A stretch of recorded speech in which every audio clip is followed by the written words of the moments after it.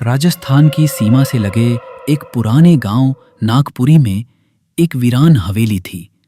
उस हवेली में था एक काला लोहे का दरवाजा जो सदियों से बंद था।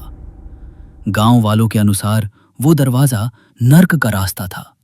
कहते हैं जो भी उस दरवाजे से गुजरा कभी वापस नहीं आया।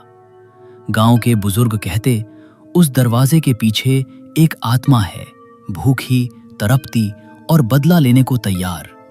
12 साल की अनन्या एक साहसी और जिज्ञासु लड़की थी। उसने अपने दादाजी से वो कहानियां सुनी थीं, लेकिन उसे उन पर विश्वास नहीं था। एक दिन स्कूल से लौटते वक्त वो हवेली के पास रुकी और काले दरवाजे के पास गई। दरवाजा जंग लगा हुआ था, लेकिन थोड़ा सा खुला। वो अंदर गई। जैसे ही उसने दरवाजा पार किया, दुनिया बदल गई। चारों ओर काला अंधेरा, दीवारों पर खून के निशान और जमीन पर बिखरे पुराने खून से सने खिलौने। कोई पुरानी लोरी की धुन हवा में गूंज रही थी, डरावनी और धीमी। तभी एक औरत की आवाज आई, तू भी आई है मुझे देखने? बाकी सब भाग गए थे। अनन्या कांप गई। वो औरत थी या आत्मा, समझा नहीं जा सकता। आवाज बोली, मुझे इस हवेली के मालिक ने जला दिया था जब मैं सिर्फ 19 की थी। मेरा गुनाह बस इतना कि मैं उससे शादी नहीं करना चाहती थी।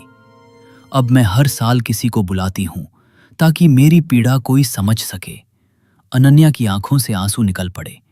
वो डर नहीं रही थी, वो दया कर रही थी। अनन्या ने कांपती आवाज में कहा, तुम्हारी आत्मा को शांति मिलनी चाहिए, बदला नहीं।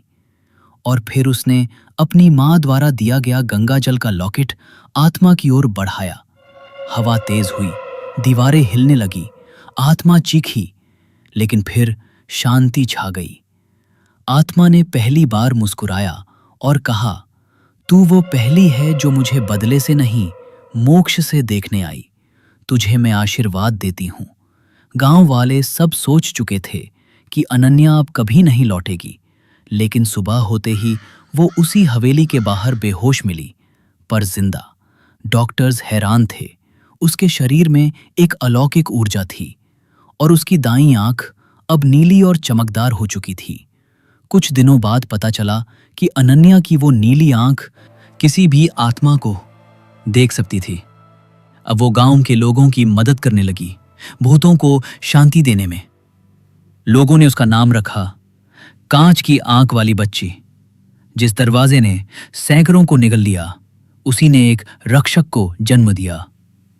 20 साल बाद अनन्या एक प्रसिद्ध पैरानॉर्मल हीलर बन चुकी थी। एक दिन उसी हवेली में एक लड़का आत्मा से परेशान होकर मदद मांगने आया।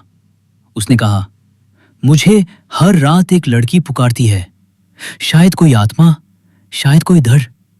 अनन्या मुस्कुराई। उसकी नीली आंख चमकी और बोली, डरो मत, वो आत्मा नहीं, कोई अधूरी कहानी है जिसे मैं पूरी करने आई हूं। एक दरवाजा जो मौत का रास्ता था, वहीं से एक बच्ची निकली जो अब आत्माओं को मुक्ति दिलाती है। ये कहानी सिर्फ डर की नहीं, बल्कि दया, मोक्ष और चमत्कार की भी है।